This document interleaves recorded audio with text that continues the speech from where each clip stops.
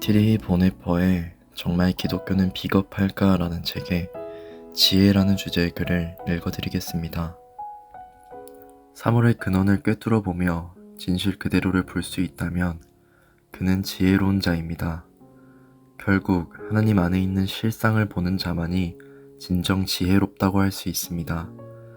진실을 안다는 것은 겉으로 드러난 사실을 아는 지식과는 다르며 사물의 본질을 깨닫는 것을 의미합니다.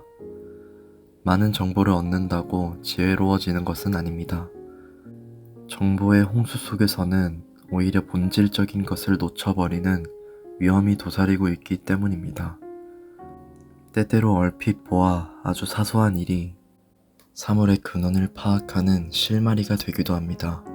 그러므로 지혜로운 자는 사건 자체에 매여 있기보다 그 과정을 주시하는 가운데 가장 중요한 사실을 이해하고자 애써야 할 것입니다.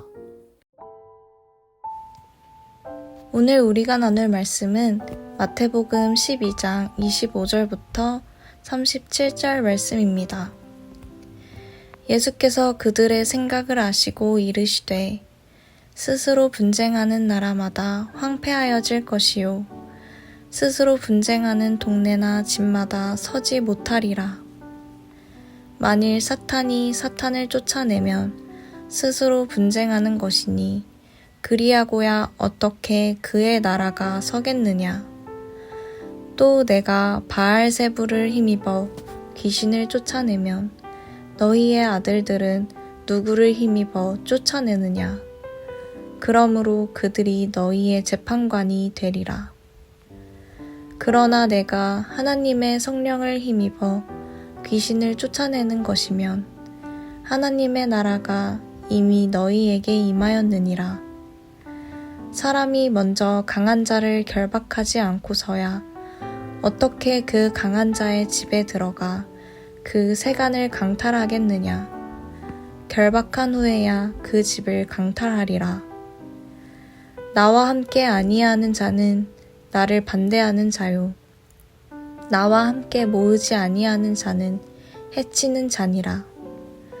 그러므로 내가 너희에게 이르노니 사람에 대한 모든 죄와 모독은 사하심을 얻되 성령을 모독하는 것은 사하심을 얻지 못하겠고 또 누구든지 말로 인자를 거역하면 사하심을 얻되 누구든지 말로 성령을 거역하면 이 세상과 오는 세상에서도 사하심을 얻지 못하리라.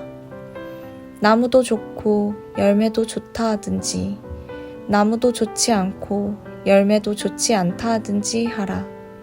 그 열매로 나무를 아느니라. 독사의 자식들아, 너희는 악하니 어떻게 선한 말로 할 수 있느냐. 이는 마음에 가득한 것을 입으로 말함이라. 선한 사람은 그 쌓은 선에서 선한 것을 내고 악한 사람은 그 쌓은 악에서 악한 것을 내느니라. 내가 너희에게 이르노니 사람이 무슨 무익한 말을 하든지 심판날에 이에 대하여 신문을 받으리니 내 말로 의롭다 함을 받고 내 말로 정죄함을 받으리라. 아멘. 반갑습니다. 오늘 마태복음 12장 25절부터 37절까지를 중심으로 유일한 길이라는 제목의 말씀을 함께 나누겠습니다.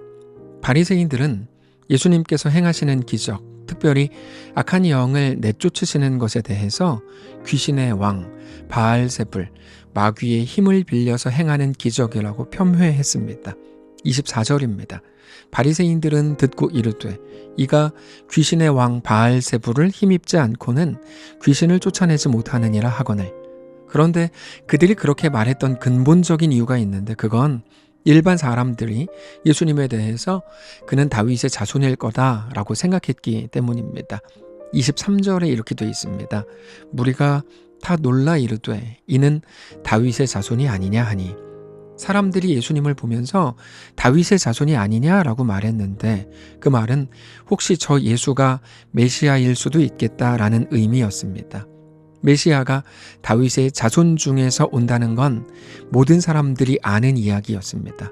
그러다 보니까 바리새인들은 예수님을 보면서 위기감을 느꼈던 겁니다. 그래서 극단적으로 그렇게 바알세불, 마귀라고 말했던 겁니다. 그들이 말한 것처럼 예수님이 마귀의 힘을 빌려서 기적을 행한 게 아니라면 자기들도 예수님의 능력과 성령으로 행하시는 놀라운 기적을 설명할 길이 없었기 때문입니다. 그렇게 되면 예수님을 인정하고 그 앞에 경배해야 되는데 그러기에는 자기들의 생각과 예수님의 말씀, 예수님의 행적이 너무 달랐기 때문에 예수님을 오히려 죽이려는 말을 하게 된 겁니다.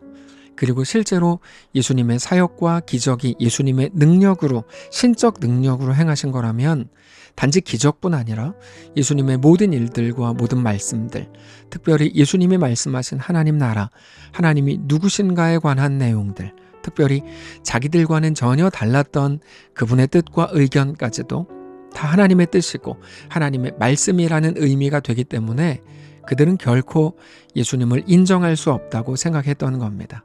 그래서 급기야 예수님의 모든 기적과 사역이 다 마귀의 역사라고 말하는 데까지 간 겁니다. 그들의 그런 태도와 모습이 너무 불쌍합니다.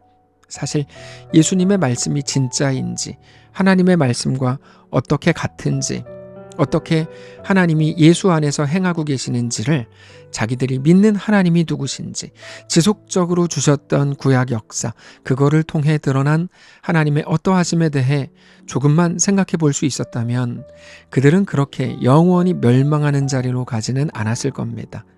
율법을 모르는 자들보다 훨씬 더 깊이 있게 예수님을 바라보고 그렇게 예수님을 경배할 수 있었을 겁니다. 그런데 자기들이 하나의 논리가 무너지는 것을 견디지 못한 나머지 자기들이 평생을 쌓았던 하나님을 향한 지식을 그렇게 무너뜨리는 것을 보면서 우리는 너무 그게 안타까울 수밖에 없는 거죠. 결국 바리새인들은 예수를 통해 주신 하나님의 말씀과 하나님의 뜻이 아니라 오로지 자기들의 뜻과 그 마음과 자기들이 만든 질서를 따른 결과 예수님의 역사, 예수 안에서 예수를 통해 이루어 가시는 하나님의 은혜의 풍성함을 모두 버리더라는 겁니다. 이것에 대해서 예수님께서 오늘 본문에서 이렇게 말씀하십니다. 30절입니다. 나와 함께 아니하는 자는 나를 반대하는 자요, 나와 함께 모으지 아니하는 자는 해치는 자니라. 그래서 예수님에 대해 그들이 그렇게 말하므로 그들은 결국 예수님께서 이루시고 완성하실 하나님 나라와 자기들이 아무런 관계가 없다는 것을 스스로 증명했고, 하나님의 계획과 그 사역뿐 아니라 하나님 나라 자체를 철저하게 반대하는 자들로 세워졌을 뿐입니다. 여러분, 영적 흐름이라는 게 이렇게 무섭습니다. 바리새인들은 자기들도 모르는 사이에 예수님, 하나님 나라의 반대편에 서 있었던 겁니다. 우리가 그렇습니다. 우리도 모르는 사이에 자기의 생각과 자기의 옳음을 따르고 주장한 결과 복음에 대해서 반대되는 자리에, 오히려 복음을 적극적으로 거부하는 자리에 서게 될 수 있는 겁니다. 우리는 늘 하나님의 말씀을 살피고 하나님이 우리에게 원하시고 요구하시는 것이 무엇인지를 정직히 들여다보아야 하고, 하나님의 말씀과 복음의 요구가 우리에게 다가올 때 주님, 내가 여기 있습니다. 나를 마음껏 써주십시오. 나를 이끌어 주십시오. 나를 마음껏 부려주십시오. 나를 하나님의 것 삼아주십시오 라고 고백해야 할 것입니다. 아무튼 오늘 본문을 보면서 예수님께서 그들에게 매우 무서운 말씀을 하시는데, 이 말씀이 그저 무섭게 들리지만 사실은 저주가 아니라 경고라는 것을 알아야 합니다. 31절입니다. 그러므로 내가 너희에게 이르노니 사람에 대한 모든 죄와 모독은 사하심을 얻되 성령을 모독하는 건 사하심을 얻지 못하겠고, 또 누구든지 말로 인자를 거역하면 사하심을 얻되 누구든지 말로 성령을 거역하면 이 세상과 오는 세상에서도 사하심을 얻지 못하리라. 어떤 사람들은 경고가 저주일 거라고 생각합니다. 저주는 말 그대로 망하게 하고 무너뜨리는 것이지만 여러분, 경고는 다릅니다. 경고는 다시 바로잡아주고 정신을 차리게 해서 온전한 사람으로 세우게 하는 은혜의 방편입니다. 오늘 본문은 예수님께서 그들을 저주하시는 게 아니라 그들에게 경고하심으로 다시 그들이 새로워지고 하나님의 온전한 사람들로 돌아서라고 촉구하시는 겁니다. 그러나 내용적으로는 물론 너무 무섭죠. 성령 회방죄라는 별명이 붙은 경고입니다. 성령의 일을 보고도 마귀의 일이라고 단정짓는 모습에 대한 경고입니다. 사람이 그렇게 말하면 용서하지 않을 것이다. 그게 아니고 용서받을 길이 닫힌다. 용서받을 수 없다. 라고 말씀하시는 겁니다. 이 둘은 매우 큰 차이가 있습니다. 이 말씀은 오해를 불러일으킬 수 있기 때문에 이거에 대해서 온전하게 이해하는 게 중요합니다. 이 말은 정말 성령의 은혜와 역사가 아니라 마귀의 일, 자기의 마음대로 하는 짓이라고 그렇게 생각하고 그렇게 믿는 그 순간에 그 사람은 자기가 은혜를 누리고 용서받을 수 있는 유일한 통로를 스스로 차단하는 것이기 때문에 그는 용서를 받을 길이 없어진다라는 의미입니다. 이것과 같은데 사막에서 죽기 직전에 유일하게 남아있는 물을 보고 저기에 독이 들어있어 라고 말하고 정말 그렇게 믿는 순간 그 사람은 자기가 사막에서 살 수 있었던 유일한 살 방법을 스스로 막아버린 겁니다. 이렇게 해석해야 하는 이유는 성경은 한 부분만 뚝 떼어서 신천지처럼 혹은 이단들처럼 그렇게 해석하면 되는 게 아니고 앞뒤 부분과 같이 연결해서 해석해야 되기 때문입니다. 그런데 앞부분에서 바리새인들의 태도, 그들의 모습을 향한 예수님의 말씀과 연결할 때 그게 어떤 의미인지 우리는 이렇게 확인할 수 있는 겁니다. 바리새인들이 살 유일한 길은 예수님 앞에 나와서 회개하고 죄사함을 얻고 그 은혜 앞에 서는 겁니다. 그게 유일한 방법입니다. 이건 바리새인들뿐 아니라 모든 사람들도 다 마찬가지입니다. 그런데 그들은 그렇게 은혜로 우리의 죄를 사하러 오신 예수님을 거부함으로 그 길을 스스로 가로막고 있는 겁니다. 우리의 삶의 유일한 살 길은 오직 하나님의 은혜 앞에 서는 겁니다. 우리 앞에는 우리 마음대로 되지 않는 일들로 가득합니다. 우리는 거기에서 화도 내보고 울기도 해보고 소리를 질러보기도 하지만 결국 하나님의 이끄심과 붙드심만이 우리가 붙들고 의지할 전부라는 것을 고백하게 되는 겁니다. 사랑하는 성도 여러분, 저는 오늘 우리의 삶이 그래서 하나님께 더 집중되는 삶이시기를 간절히 원합니다. 하나님의 뜻과 이끄심과 그 말씀 앞에 우리의 순간적이거나 또는 지속적인 감정과 마음의 어떠함을 이제는 내려놓고 정직히 굴복하고 엎드리게 되시기를 원합니다. 특별히 그때 우리 가운데 임할 하나님이 주실 은혜의 통로를 차단하지 말고 오직 그때의 은혜가 내가 살 수 있는 유일한 길인 것을 인정하실 수 있기를 원합니다. 모든 거 다 해보셨을 겁니다. 기도도 해보고 노력도 해보고 잔머리도 쓰면서 내가 생각하는 돌파구를 나름대로 얻어냈는지도 모릅니다. 그런데 그 어떤 것도 여러분 우리 인생의 돌파구일 수 없습니다. 우리가 얻는 것이 많아질수록 그게 답이 아니라는 것만 더 많이 깨닫게 되셨을 겁니다. 이제는 오직 하나님의 은혜 앞에 서십시오.